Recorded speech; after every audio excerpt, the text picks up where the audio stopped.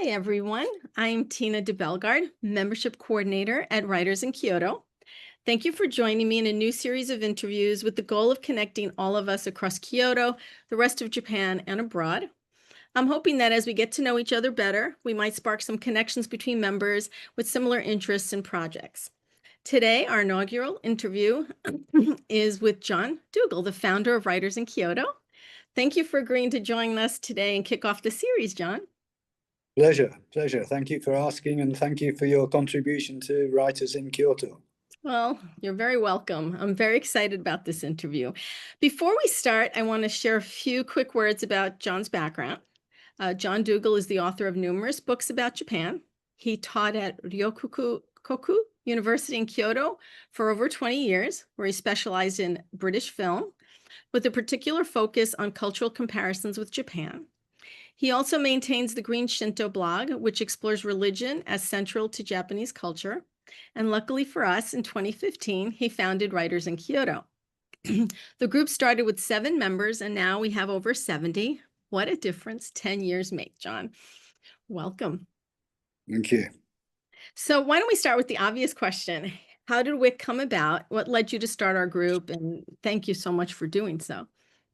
Well, that's quite easy to answer because there was a group in Oxford where I lived in the UK called Writers in Oxford, and I was a member of that. I think they had over 100 members, and we had a lot of socializing. We had quiz nights. We had talks by professional editors or by agents or by other writers. And it was a great organization, which I thoroughly enjoyed. So I thought being in Kyoto, surrounded by others who were writing, particularly academics, there was an opportunity to give something back to the community, the international community, because I'd gained so much myself from others. And so I set up Writers in Kyoto. Basically, I thought it was going to be a small group of about 10 of us interested in publishing and writing and editing. But it developed its own momentum and became, as you say, over 70 members now. Yes, I have to say it's really grown, and I'm just thrilled to be a part of it. And I joined during COVID because I realized that from afar, you started to do Zoom events, and I was registering for those, and I asked, is it possible? And that's just been a wonderful aspect, that ability to grow outside the city of Kyoto. Yeah, and that's one thing I'm proud of is reaching out to international people who love Kyoto, have Kyoto close to their heart, but are actually living somewhere else. So it's writers not in Kyoto, basically, or writers who love Kyoto, writers and Kyoto. We could rename the group. We could, but we are writers in Kyoto because our hearts are always there. And and that actually leads me to my next question, that Kyoto is so many things and has so many facets. And represents something different to everyone. So you came to Kyoto from England, and can you tell us a little bit about your connection to Kyoto? Why Kyoto? How did you, what fascinated you and what got you here? Well, there was nothing to do with England and Japan, because when I came to Japan, it was to Kanazawa, and I was a visiting lecturer at Kanazawa University. Very pleasant, but a little limited because at that time, there were very few foreigners. I didn't speak Japanese. In fact, I studied Russian at university. I had no knowledge about Japan whatsoever, but I happened to, there was an open door which I walked through in order to get the job, as it were, happened by chance. And so I ended up in Kanazawa, and it was in Kanazawa that I started to dream of Kyoto, because I realized there was a big gaijin community in Kyoto. Local people were much more used to dealing with foreigners than in Kanazawa. And there was much more opportunity for socializing and cultural events in Kyoto. So I used to lie on the floor at weekends in Kanazawa and think, oh, I wish I was in Kyoto. I wish I could go and join some of the activities there. I regularly, once a month, I would go down, stay the weekend in Kyoto, got to know the Kyoto Connection, which was a wonderful event put on by the sadly missed Ken Rogers. And so it was a dream come true when I did eventually get a job in Kyoto. How long were you in Kanazawa before you made your way to Kyoto for good? 6.5 years. Oh, wow. Okay. Took the opportunity to do a PhD while I was there, which was perfect because I was very solitary and isolated, but had a large research budget and plenty of time to do writing. So I used to stay up I used to begin work writing about 2 or 3 o'clock in the afternoon, stay up sometimes till 5 or 6 or 7 in the morning. And the wonderful thing was the bars were still open. Or the bar that I used to go to was still open at 7 in the morning. Oh my. Oh, that's not a schedule I could do for sure. You Wow, I couldn't do that at all. So I see it kind of makes a cycle though. Once you work all night, then you can't possibly start work in the morning. You have to start in the afternoon and it just kind of feeds that loop, right? Yes, definitely. But it's very productive. But I was on my own. I had a study. The lights were all off. It was all quiet around me. And it was perfect for immersing oneself as you have to do when you do a PhD That's or right. indeed writing a book. That's right. And of course, Kanazawa is not exactly, certainly not then, I don't know about now, a hopping place anyway. I would imagine it would have been fairly quiet, but you're right. The middle of the night is definitely, Great for concentration. it is. I have to agree that when I've worked the hardest, I've worked straight through at least till 2 or 3, never till morning, never till morning. Very interesting. So 6.5 years in Kanazawa and then to Kyoto. And that's when you switched to Ryokoku University? Well, I had 2 years first at Kyoto Joshi Daigaku, which is Kyoto Women's University. Okay. And I happened to run into a professor at the British Council who was at Ryukoku Daigaku looking for a foreign teacher to join the university there. So I changed from Kyoto Women's University to Ryukoku Daigaku, a large Buddhist university, because I could get tenure at Ryukoku. Whereas at Kyoto Women's University, I only had a short-term contract. So when I told them that I'd got tenure, I'd been offered tenure, they were very understanding. And one of the professors said to me, 10 years, that's excellent, very good for you. So Oh, 10 was 10 years. understood as 10 years. Yes. They were happy anyway to get rid of me. No, I'm sure it was a loss for them. So Kyoto is such a rich topic, right? And you've written so many books on the subject. Too many, yes. So many, right? So can you give us an idea? I couldn't possibly do that. Can you give us an idea a little bit about the body of your work and the evolution of the body of your work?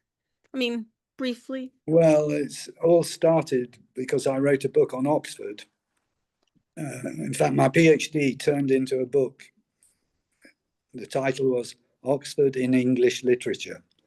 And that book had quite a bit of local success in Oxford. I got a full, the main bookshop is Blackwell's, and I got a full window display for my book. So it went down well. And a small publisher in Oxford contacted me and said, why don't you write a book about Kyoto? Because you have a good feeling for spirit of place. And I said, I couldn't possibly do Kyoto. I don't know anything about it. I'm not a Japanologist. I don't speak the language very well. And it's impossible. I couldn't do it. But he was very insistent. He came back to me and said, you can do it. Sure, just try, give it a go. So I started researching and writing a sample chapter.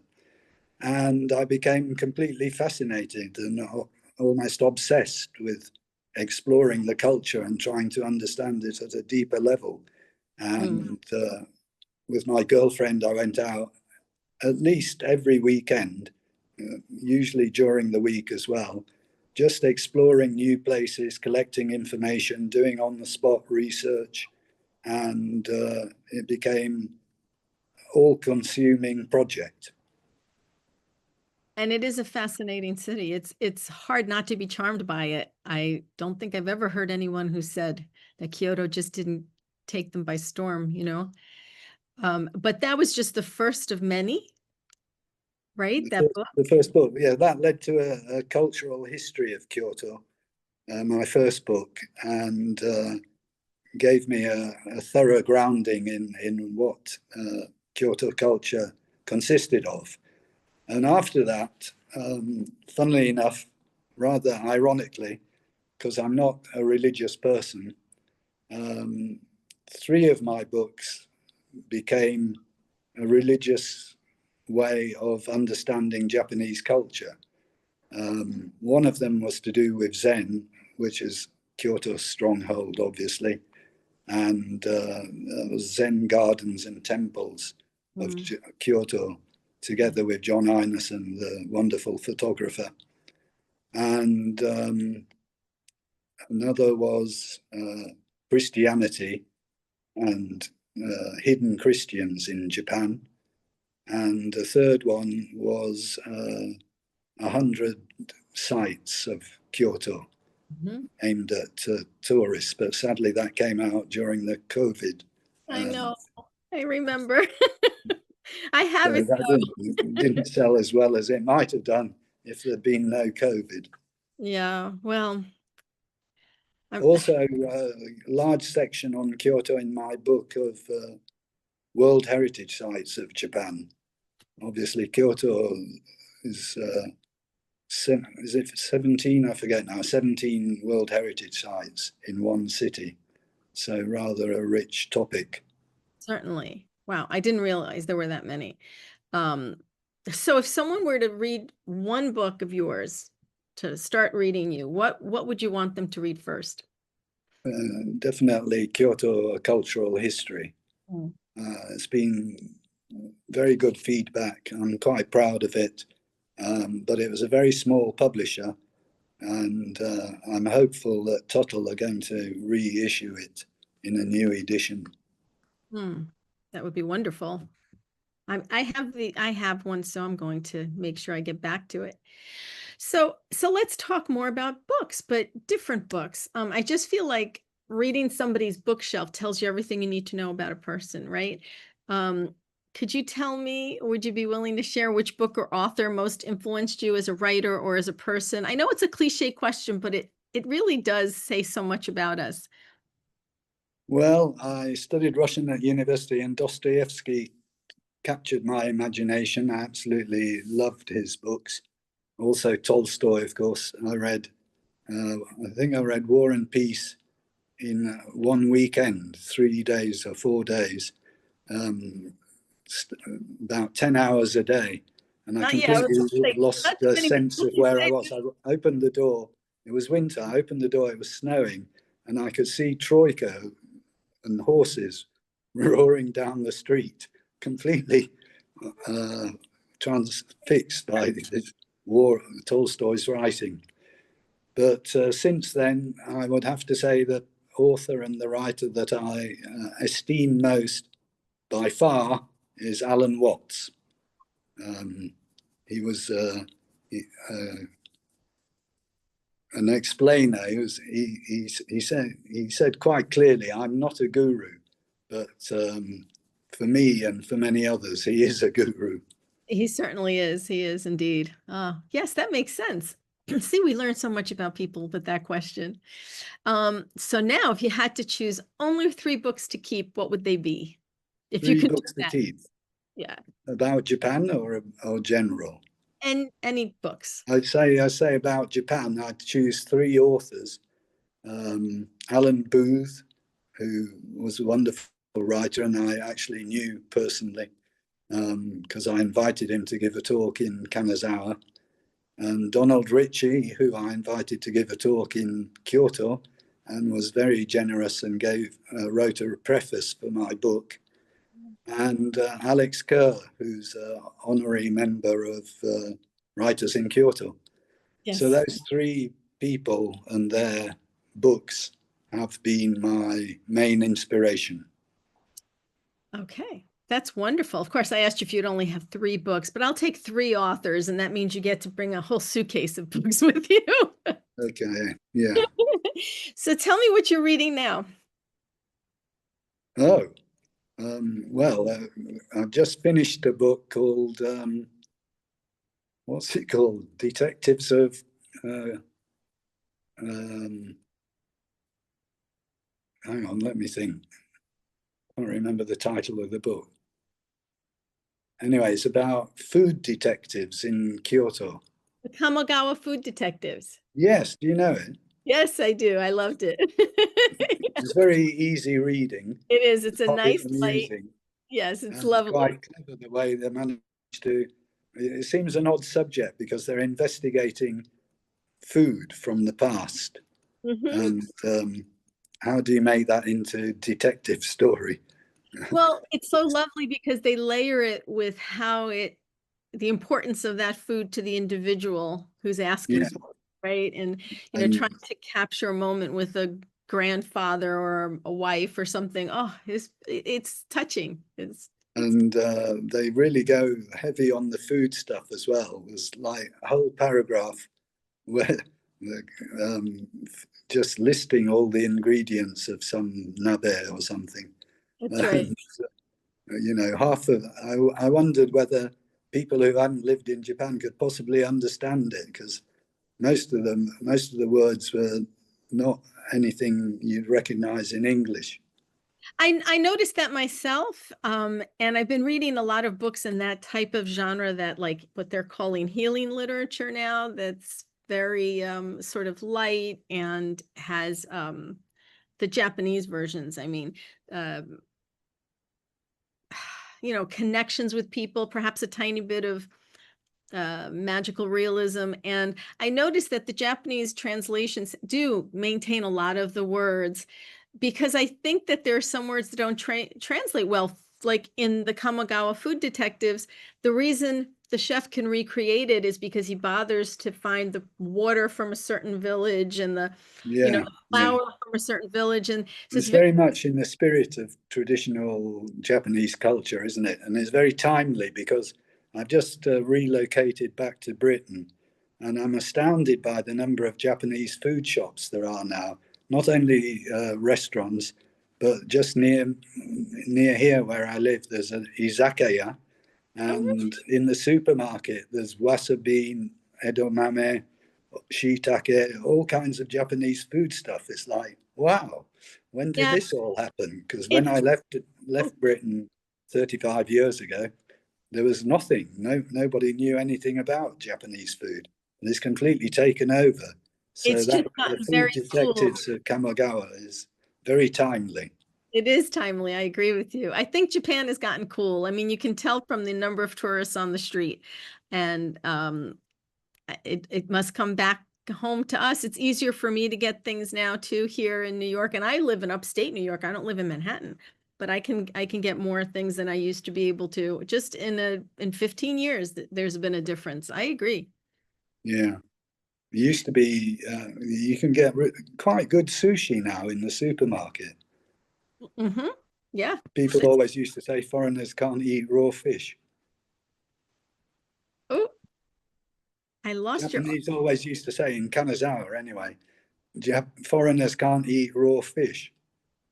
They don't. They didn't think they could tolerate it, or that they didn't like it. Both. Both. Yeah. No, well, we all love it, don't we? Yeah, become a standard snack now. Yes, that's right. So, Johnny, you're working on a project now. You have a book in the Well, works. my next project is Shikoku. Oh, okay. I did a train journey from the length of Japan for my last book, and that's been well received, and I've had good feedback. And how can I follow that up? I'm thinking about it.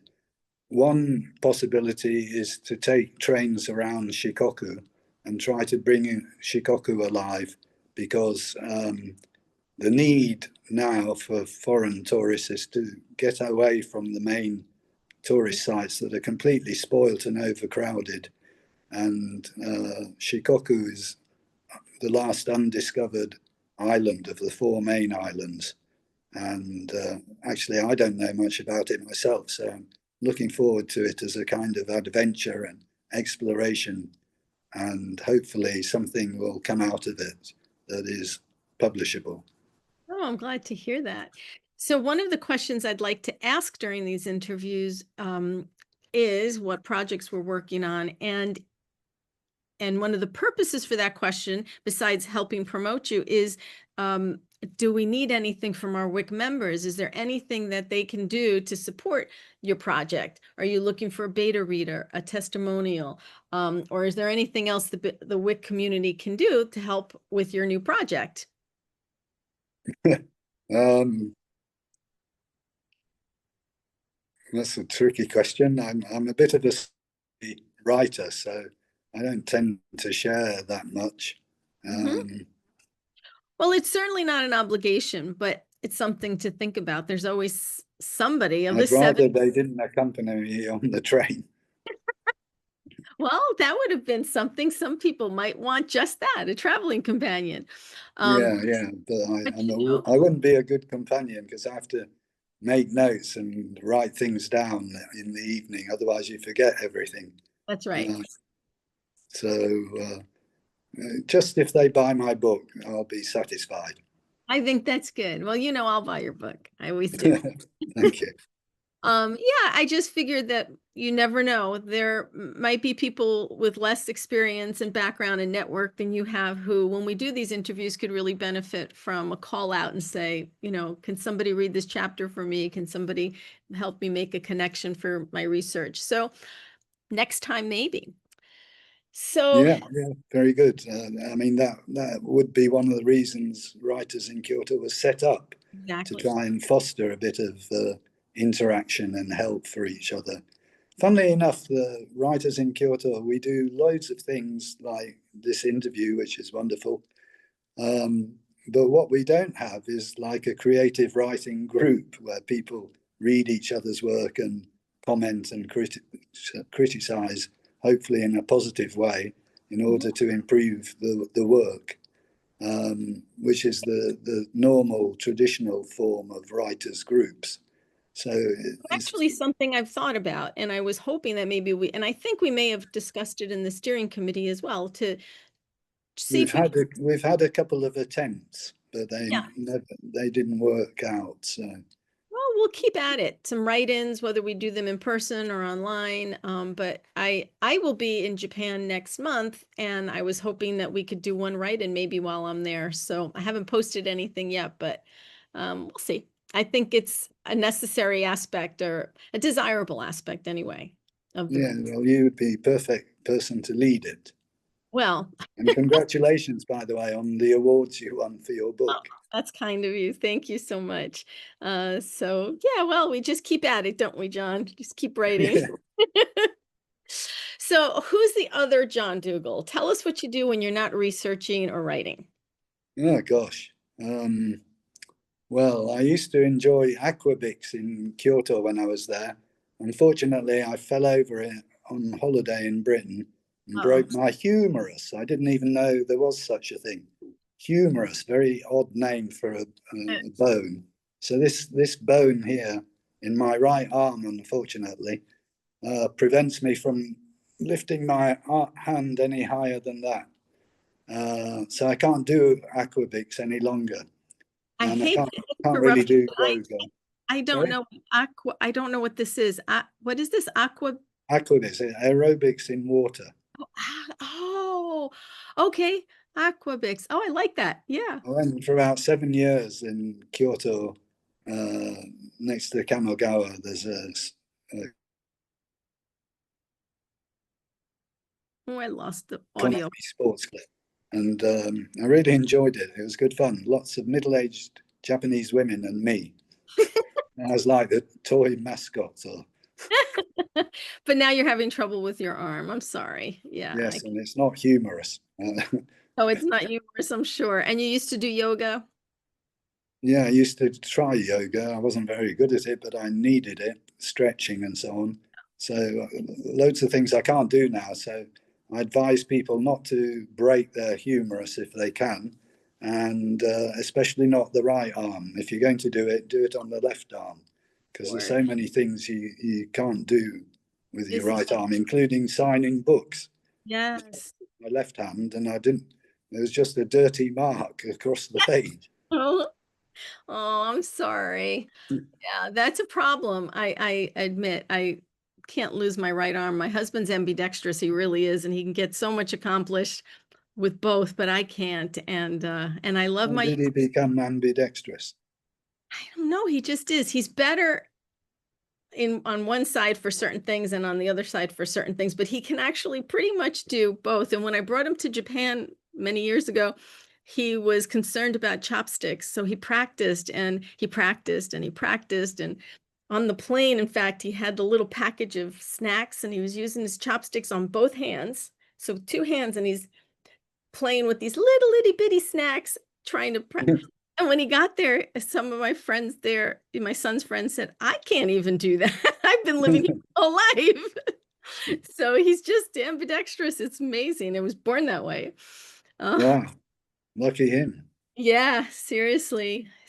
So what I'd like to ask you next is if you're willing and if you have anything you can think of that's really unique and unusual, something that might surprise us about you. Um, an unusual hobby, although the aqua I can't remember what the Aquabics. aquavic surprised me. I think that sounds wonderful. You know, an interest, a skill, a job you once had, a goal, anything you want to share that might surprise us that we wouldn't know about I you. was married to a Yemeni balladi dancer, Oh, traditional dancer from Yemen. yeah, that is a nice surprise, a nice, unique. Not many people know that. No, wow. I feel very honored you shared that with us here. Yeah, I was very honoured to meet her as well. Aw, We that's met in Kuwait, and she came back to England with me and got married, and but it broke up after a couple of years. Didn't work out. Too bad, but it was sorry. amazing while it lasted. Right. Well, these experiences, that's, you accumulate them and you have these wonderful memories. Good for you. Well, that's a nice, I taught for 3 years in the Middle East. Most people don't know that either. I was a yeah. year and a half in Bahrain, year and a half in Kuwait, and I saved enough money in a year and a half in Bahrain to travel for 10 months around the world. Wow. See, that's what I'm looking for. That's great information. We Yeah, learned a lot it about was a you. great experience. Probably the thing I'm most proud of in my life was traveling around the world I don't as blame cheap as possible on the you. hippie trail. Yes. Oh, good for you. I wish I had done something like that. Well, good for you. So we have a few more minutes, so I'm going to try a lightning round with you. I'm just going to ask you a quick question and you can give me a quick answer. So, are you a pen, paper, or computer guy? Pen, paper, Hmm. Tea or coffee? well, both, but tea more than coffee. Are you a cat man or a dog man? Both, but probably leaning towards dog. Well, but I love cats as well, so Yeah, that's a hard difficult, one. difficult one. Yeah, that is a hard one. Are you a morning or a night owl? Has that changed in the years? Yeah, that's changed as I got older. Like somebody turned a switch. I used to stay up all night and be an owl. Now I'm an early riser. Yeah, yeah, I'm with you. Books, ebooks, or audiobooks? Oh, neither. So just paper books. Yeah, paper books. Yeah, that's what I thought. And are you a beach bum or a mountain hiker? Mountain hiker. Not Mm, these days, but I was when I was younger.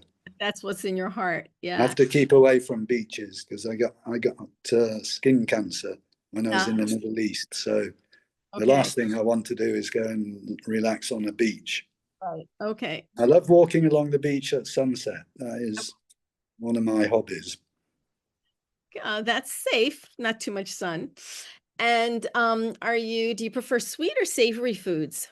Savory. far too much sweet things already. Yes, I agree with you. I'm savory also. Well, John, this has been brief and fun, but it's also been extremely informative. I learned so many things about you. We could do this all day. I'm sure I could ask you questions all day, but that's it. Well, it's Thank a wonderful initiative. Thank you so much for setting it up. you. It's great. It will be a great addition to writers in Kyoto, and I'm very happy to see that there's still life in the organization, new life sprouting up in the Yes. organization I founded 10 years ago. So thank you Well, so much for doing it. well, you're welcome. Thanks to you, we are who we are, and we're just growing and coming up with fun ideas and trying to find ways to help each other. So I'm so glad you could join me today, John. Great. Thank you. Thank you for sharing so much. You shared so much. And everyone, I'm going to ask you to please stay tuned. I'll be announcing new interviews in the near future. Thank you, John. Bye-bye. Bye bye.